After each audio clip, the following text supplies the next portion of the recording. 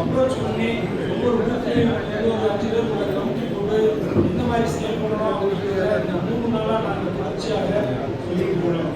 இந்த 3 நாள் நடக்கிற கூட்டத்துக்கெல்லாம் நம்ம தம்பி ராஜபாண்டி வந்து கலந்துட்டாரு, நம்ம தம்பி காசிமாயனுடைய கலந்துட்டார், ராவண சர்வார்.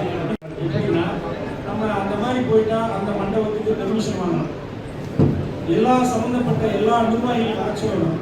இதில் வரலைன்னா சில பேர் கோச்சுக்குவாங்க, என்ன நீங்கள் பிஜேபி மட்டும் வச்சுருக்கீங்களா, அப்போ நாங்களாம் என்ன அப்படிங்கிற மாதிரி உரிமையோடு கேட்கக்கூடிய கேள்விகள் உண்டு. அதனால் ஒன்றும் வேண்டாம், நீங்கள் எவ்வளோ பேர் அந்த ஆஃபீஸில் உட்கார முடியும், ஏன்னா நீங்கள் தான் ஃபஸ்ட்டு நீங்கள் ஆஃபீஸில் வந்துருக்காங்க 250 பேர் உட்காரலாம் அப்படின்னு சொன்னால் ஒன்றும் நீங்கள் ஆஃபீஸில் கூட்டத்தை பண்ணுங்க. நம்ம வேட்பாளர்களை நான் அங்கே வர சொல்கிறேன், அங்கே வச்சு எல்லாம் நம்ம பாரதிய ஜனதா கட்சியினுடைய கட்சி தொண்டர்களுக்கும் நிர்வாகிகளுக்கும் எல்லாத்துக்குமே நம்ம அந்த வேட்பாளர்களை அறிமுகப்படுத்தணும். அவங்க ஒருத்தருக்கு சந்திச்சுக்கணும். அதுக்கு ஃபீல்டுக்குள்ள போகும்போது ஏன்னா நாளைக்கு 2 நாளில் நாளைக்கு வந்து தொகுதி கூட்டம் போட்டுருக்கோம். ஆண்டிப்பட்டியில் காலையில் 10 மணிக்கு தொகுதி கூட்டம்.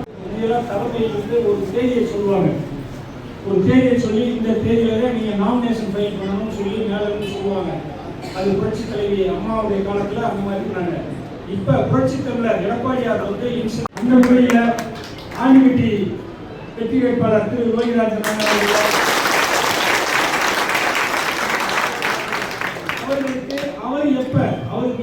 அவருக்கு சரியான நாள் கிழமை எப்ப சரியா வரும் அவர் நாமினேஷன் ஃபைல் பண்றது ரெடியா இருக்காரு. அதே மாதிரி பெரியவரம் சட்டமன்ற தொகுதி அமமுகவுடைய சட்டமன்ற தொகுதி வேட்பாளர் அன்பு சகோதரர் காமராஜர் அவருக்குரிய நேரமாக அவருக்குரிய அதை பார்த்துட்டு